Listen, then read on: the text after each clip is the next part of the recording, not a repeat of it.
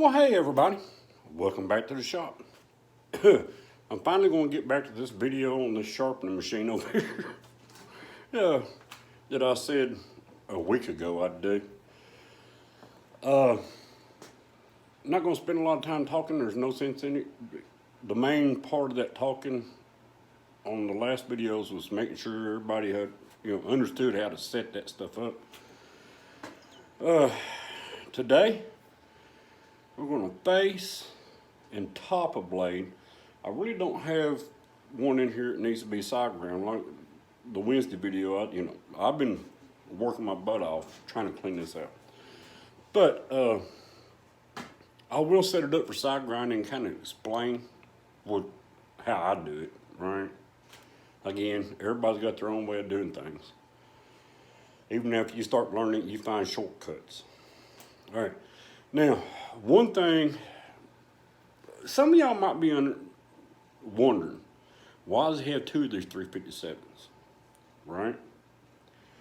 Okay, let me explain that one, and then we'll get into this.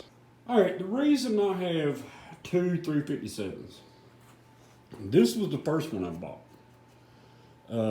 And I used to face, side, top, do all that kind of stuff on it, right, for years before I got enough money to buy some of these automatics, side grinder. There's a foley side grinder, single side grinder sitting right here.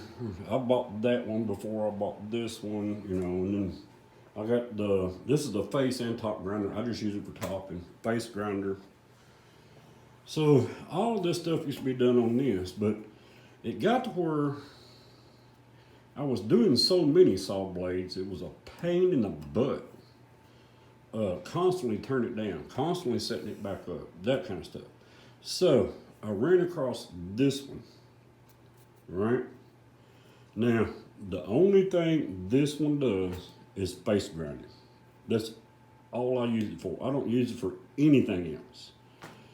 So what I used to do is face grind them on this, keep this thing set up for top grinding.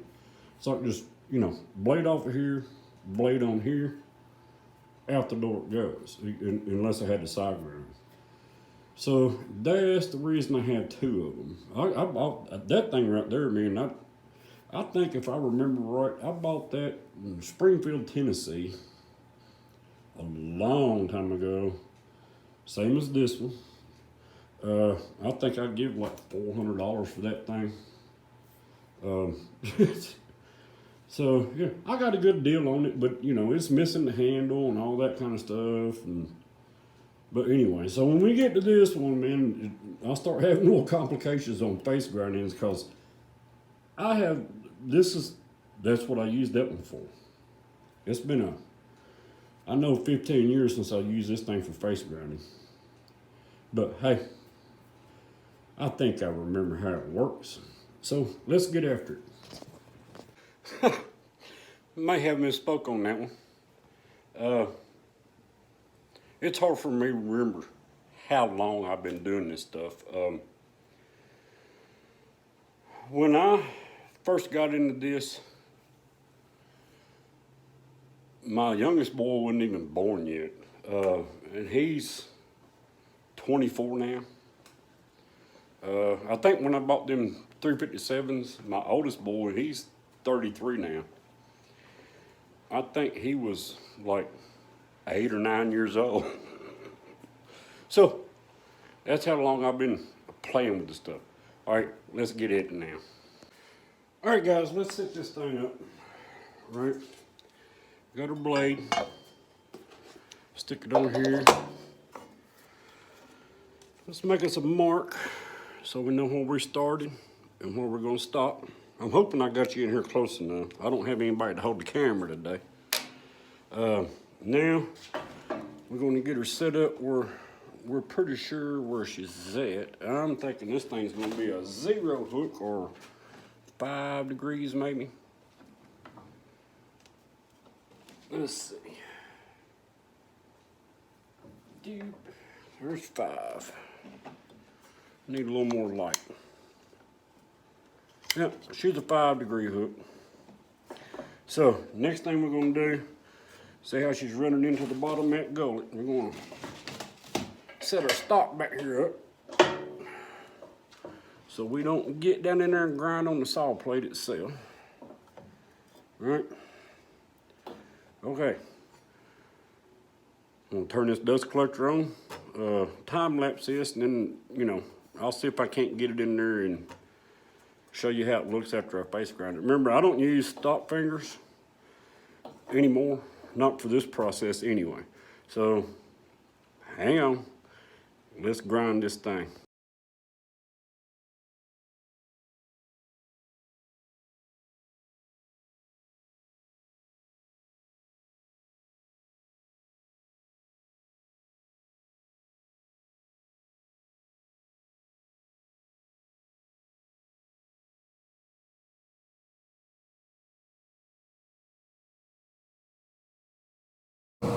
Okay, there you go. She's cleaned up pretty good there. I probably took off about 3 thousandths.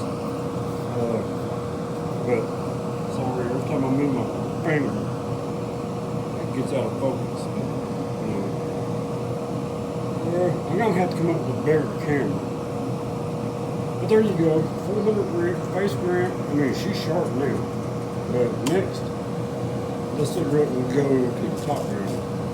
All right, now, let me remind you, I don't use the foley stock finger, but I got one. I want to show you what I generally do with it. This thing, you've seen in the videos, just sits here in the front of this thing in a slot, and I can rock back and forth. And then you loosen up at 9/16 again, and you can move this arm around, right? So now, this is a lot simpler than the foley. The foley one looks like this, right? And it's a little harder to set up. But if you're doing just top grinding and a bunch of blades, once you set it up, it's pretty easy. But the way this thing works, man, it's got a knurled knob back here. And what I generally do, you see how this is moving out up here, right? Right there.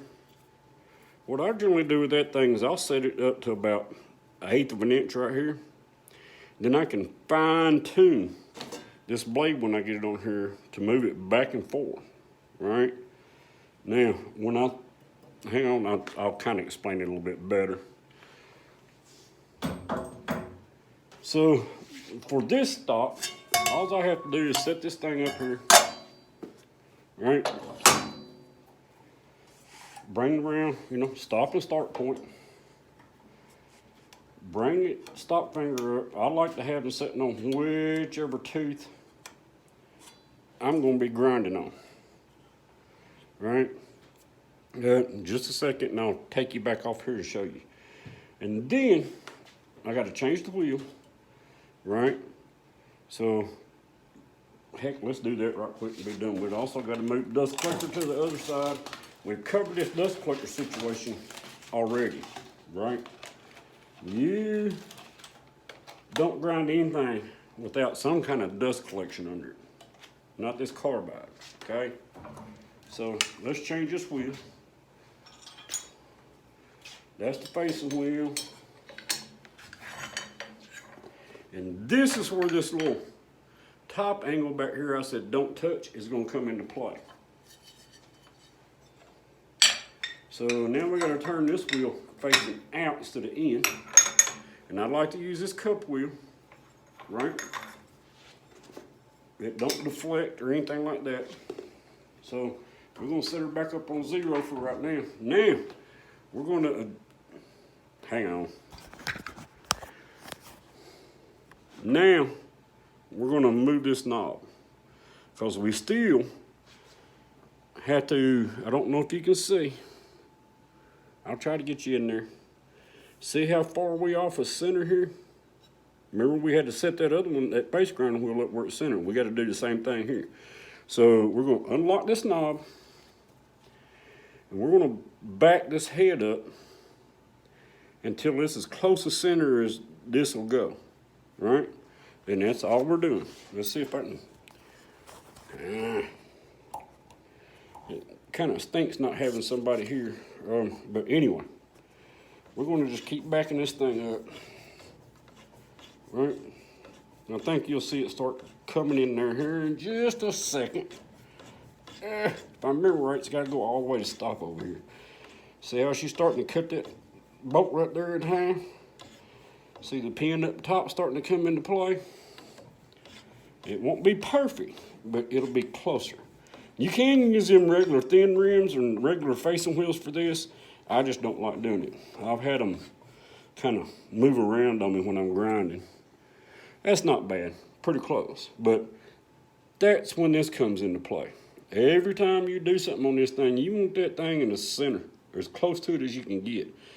That way when you push this wheel up, so this is probably going to have a 10 degree, maybe a 15 degree top angle. You want, you know, if you keep this thing lined up, when you flip it one up on 10, and then down on 10, it tends to stay pretty darn close. But if you don't have this in the center, it's all out of whack, and you're constantly adjusting this thing back and forth. All right, so give me just a second. Let me set you back on the tripod. Forgot this. See how this stop finger is coming up? This is the tooth I'm going to be grinding, right? Like so, right?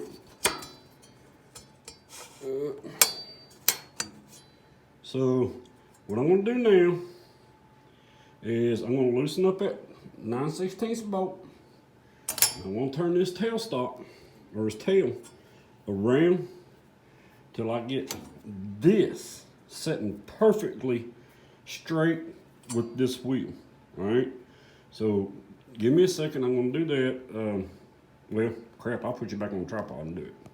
Well, I got to move this on the other side, so hang on. It's in the wrong slot. And I got to walk around the tripod and all that crap.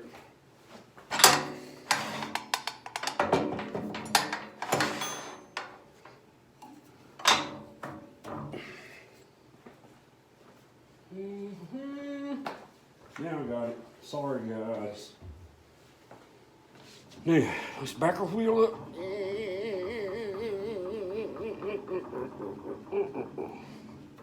My 9/16.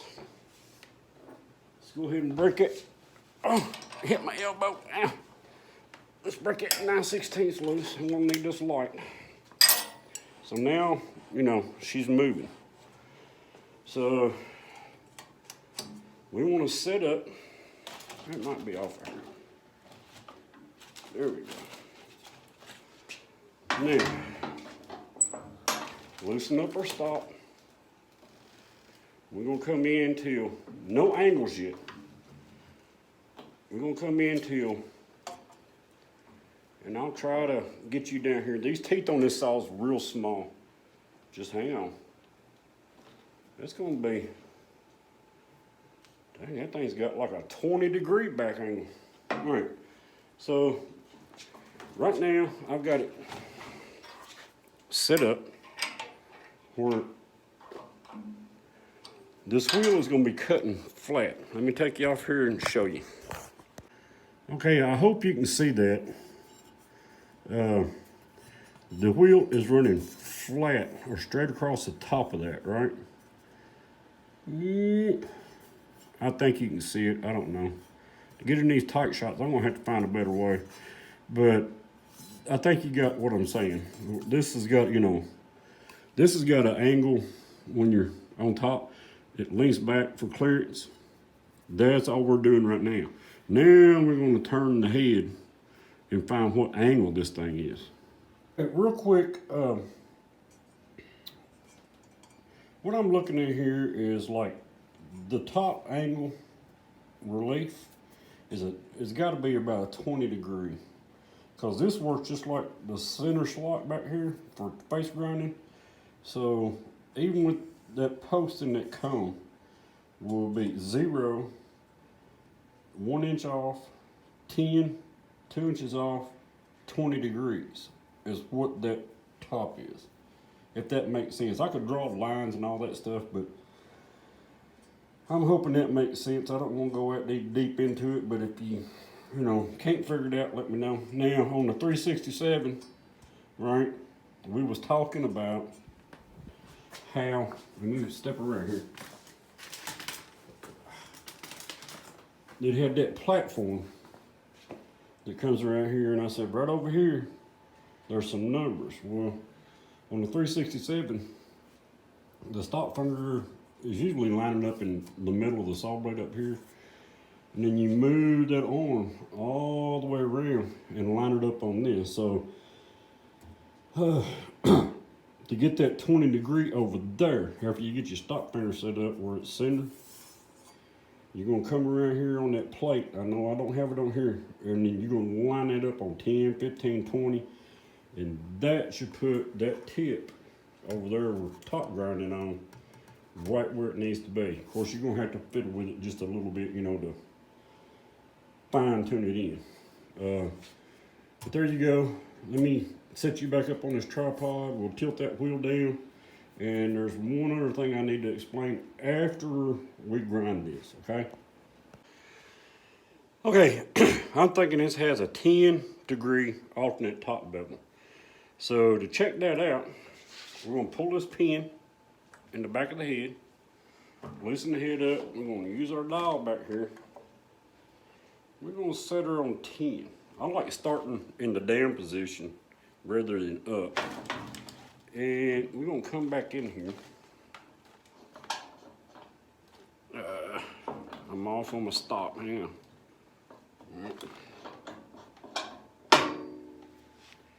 Now I got it.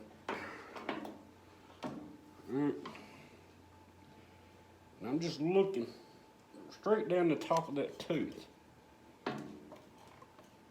It's a 10. Now, go in lightly at first. Check your grind, right? Make sure that's right. Oh, crap. Got to turn the dust collector on. Hang on.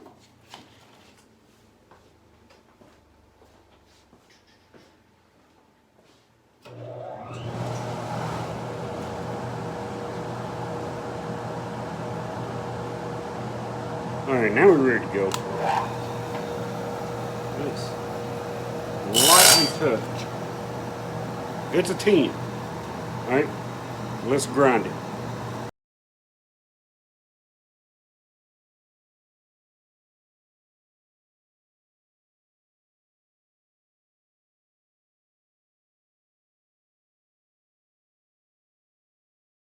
Now we've been around it, right? We've top ground both sides, both tops of that alternate top bevel. 10 degrees this way, 10 degrees that way, right? Now we have to make sure it's round. That's where this comes in, right? Now I'm not sure how this thing fits on the 367, but this thing just sits right here on this. We're gonna bring it in. This light's getting messing with me. Let me put it back up here where we can see. That's gonna bleed everything out. So we're gonna come right into the top of that blade, right? And what we're gonna do is we're gonna touch it till we see it move.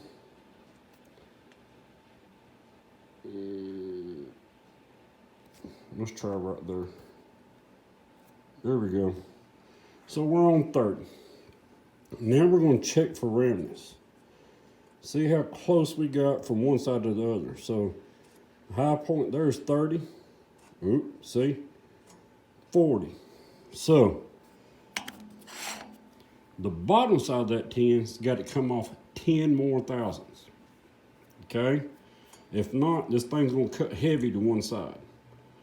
So here we go again. Let me regrind this. Ain't no sense setting it up. You see what I'm doing? I'm just gonna tilt that head back this way, down, and we're gonna grind that every other tooth 10 thousandths, right? And 10 thousandths on this grinder. Every one of these increments on this is 1 thousandths, right?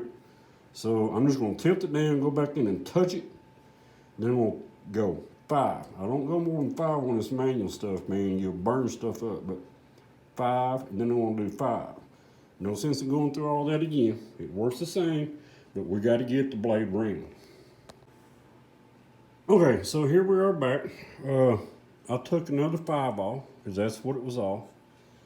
Let's see what we can do here. Right.